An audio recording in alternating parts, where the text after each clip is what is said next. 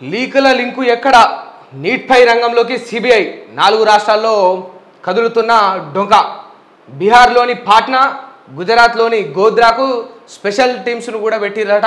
బీహార్లోని పాట్నాలో, గుజరాత్లోని గోధ్రాకు స్పెషల్ టీమ్స్ను కూడా పెట్టి ఇక ఒక్కొక్కరి దగ్గర ఒక్కొక్కలాగా డొంక కదులుతూ ఉన్నది. నీటిలో మొత్తం 4 రాష్ట్రాల్లో. మహారాష్ట్రలో 2 అనుమానితులను విచారించిన పోలీసులు. జార్ఖండ్లోని ప్రైవేట్ స్కూల్ నుంచి పేపర్ లీక్ అయినట్టు నిర్ధారణ. నీట్ రీ ఎగ్జామ్కు 750 మంది డుమ్మా. గ్రేస్ మార్కులను కలిపి మొత్తం 1563 మంది అభ్యర్థులకు గాను 813 మంది హాజరయ్యారట. వాస్తవానికి ఏమవుతుందంటే ఓ చిన్న ముచ్చట చెప్తాం. ఆశ చచ్చిపోతుంది. ఈ లంగదొంగ వ్యవహారాలు జరుగుతుంటే ఎవరికైనా ఉంటుందా? ఆశ ఉంటుందా? గ్రేస్ మార్కుల కోసం ఎవరు రాలేదు. ఈ యొక్క 750 మంది హాజరు కాలేదు, డుమ్మా కొట్టేసిరట. ఏముంటుంది? ఇదేది అయ్యే పనుల్లా లేవు అని అనుకుంటారు. మళ్ళీ ఏమనుకోబోతుందిలే, అది మన వల్ల కాదులే అనుకుంటారు. ఫస్ట్ మనుషులకు ఎన్ని రోజులు ఈ పేపర్లతోని, ఈ పుస్తకాలతోని కుస్తీలు పడాలి? ఎన్ని రోజులు పడాలి? వాళ్ళకు కూడా ఒక ఓపిక అనేది ఉంటుంది కదా. ఒక టైం వరకు 25 ఏళ్ళ వరకు కూడా ఈ పేపర్లతోటి, పుస్తకాలతోటి కుస్తీ పడడమే భారంగా భావిస్తుంటే, దాని మించెల్లి లీకులు జరిగితే, దాని మించెల్లి పేపర్లు అమ్ముకుంటే, ఇట్లా వ్యవహరిస్తే ఎవరికైనా ఆశ ఉంటుందా? ఎవరికైనా గ్రేస్ మార్కులు కాదు, బోస్ మార్కులు, ఏ మార్కుల కోసం కూడా తాపత్రయపడరు. వాళ్ళు పోయి రాయరు. అది ఉండదు కాదు. మొత్తం 1563 మంది అభ్యర్థులకు గాను ఇక హాజరైంది 813 మంది. 750 మంది చెల్జా. ఇది ఇక ఈ దొంగలు పేపర్లు అమ్ముకున్నందుకు ఇక రాష్ట్రంలో, దేశంలో ఇక ఇటువంటి పరిస్థితులు అనేవి ఏర్పడ్డాయి. 100 రోజులుగా జైల్లోనే కవితకు దొరకని బెయిల్. ఇప్పటిదాకా కలువని కేసీఆర్. మార్చి 15న హైదరాబాద్లో అరెస్ట్ చేసిన ఈడీ. ఏప్రిల్ 11న అదుపులోకి తీసుకున్న సిబిఐ. రెండింటిలోనూ కొనసాగుతున్న కస్టడీ. అరెస్ట్ అయిన తొలినాళ్ళలో బీఆర్ఎస్ హడావుడి. ఆ తర్వాత గప్చుప్. ఆ రోజు మరి డప్పు కొట్టుకుంటూ, డోలు కొట్టుకుంటుంటారు. అరెస్ట్ అయిన తొలినాళ్ళని ఎవడైనా హడావిడి చేస్తాడు.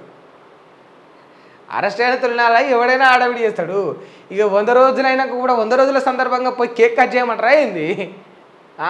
ఇక వెలుగోలు ముచ్చట ఏమంటే గమ్మతేస్తారు. 100 రోజుల సందర్భంగా కేక్ కోయాలా అయింది? చెప్పుర్రి. హడావిడి అంటే ఏం చేస్తారు? లేకపోతే ఏదైనా జాతర చేయాలా? కవితమ్మ జైలుకు బాయ్ అని జాతరకి ఇట్లా చేయాలంటారా ఏదన్నా? నీకు ఈ పేపర్ వార్తలు రాయడానికైనా సిగ్గుండాలి. ఇది అంటే ఏదో ఒక రకంగా బీఆర్ఎస్ వాళ్ళని కావచ్చు, కేసీఆర్ కుటుంబాన్ని కావచ్చు విమర్శించాలని ఒక చిన్న ప్రయత్నం. అరెస్ట్ అయిన తొలినాళ్ళలో బీఆర్ఎస్ హడావుడి. ఆ తర్వాత గప్చుప్. ఎప్పుడు నిరంతరం కవిత జైలు గురించి ప్రస్తావన తీసుకొచ్చి ఇక ఢిల్లెం కళ్ళెం అని డోళ్ళు కొట్టుకుంటూ ఆటలు ఆడాలి, సింధులు వేయాలి, పాటలు పాడాలేమో. 100 రోజుల సందర్భంగా ఓకేకు, 200 సందర్భంగా ఓకేకు. బయటకు వస్తే ఏం కాదు, లేకపోతే మళ్ళీ కేకు అట్లా కోయాలేమో. కేకులు కోసి గన్ షాట్లు పెడతారు కదా, బాంబులు కాల్చి అంతా ఆడావిడి చేయాలేమో. ఏముంటుంది? ఇక కోర్టు పరిధిలో ఉన్నప్పుడు 100 రోజులైనా 200 రోజులైనా కూడా ఇక న్యాయస్థానం డిసైడ్ చేస్తుంది. ఆ యొక్క నిర్ణయానికి కట్టుబడి ఉండాలి, అంతవరకు వేచి ఉండాలి. వాళ్ళకు నమ్మకం కలిగినప్పుడు, వాళ్ళు బెయిల్ ఇవ్వచ్చు అని భావించినప్పుడు, వీళ్ళ యొక్క బెయిల్ పిటిషన్లు రీజనబుల్గా ఉన్నప్పుడు ఖచ్చితంగా న్యాయాధికారులు కావచ్చు, న్యాయస్థానం కావచ్చు వీళ్ళకు సానుకూలంగా స్పందిస్తుంది. ఆ యొక్క బెయిల్ పిటిషన్ను ఎట్లా పడితే అట్లా ఊరికే గాలికే వేసినట్టు కాకుండా ఒక అర్థవంతం చేస్తే వాళ్ళకి బెయిల్ లభిస్తుంది. దాన్ని కూడా జడ్జి యాక్సెప్ట్ చేస్తే అంతవరకు వేచి చూడాల్సిందే. ఏం చేస్తారు? చూడాలి మరి. కేసీఆర్ కడిగిన ముత్యం లెక్క నా బిడ్డ బయటకు వస్తుందని అన్నాడు. ఇక మరి ఎట్లా తీసుకొస్తారు, ఎప్పుడు తీసుకొస్తారు అనేది అయితే ఉన్నది. ఇంకా ఢిల్లీకి నీళ్ళు ఇచ్చేదాకా దీక్ష. హాథీకుండ్ బ్యారేజీ గేట్లన్నీ హర్యానా రాష్ట్ర సర్కారు మూసేయడంతో ఢిల్లీకి నీళ్లు రావట్లేదని ఢిల్లీ మంత్రి ఆతిషి ఆరోపించారు. తమకు రావాల్సిన వాటా నీళ్లు రిలీజ్ చేసేదాకా నిరాహార దీక్షకు విరమించలేదన్నారు. వాస్తవానికి విరమించేదే లేదన్నారు. దరిద్రం ఎక్కడుంది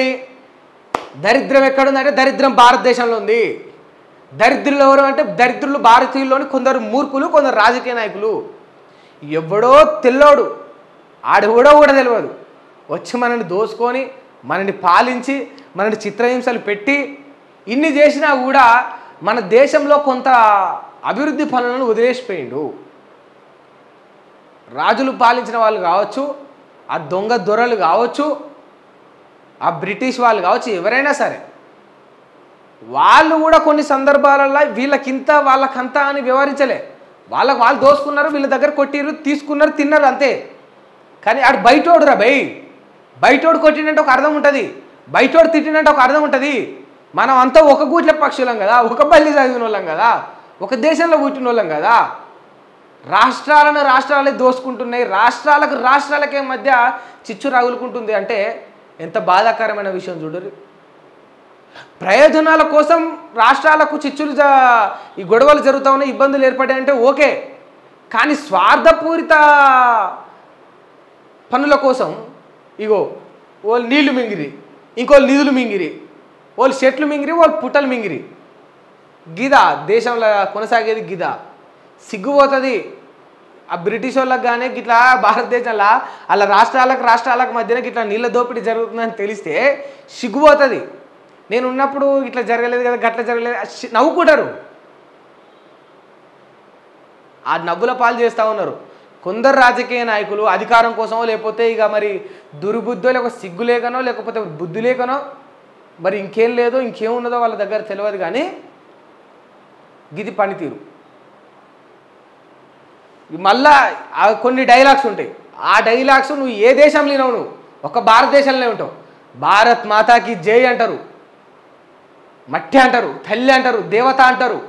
ఈ గొప్ప గొప్ప మాటలు, గొప్ప గొప్ప ప్రగాఢాలని పనికేటోనికి కొంచెం కూడా ఉండదు. మళ్ళా వాటిని పాటించాలనే నియతి.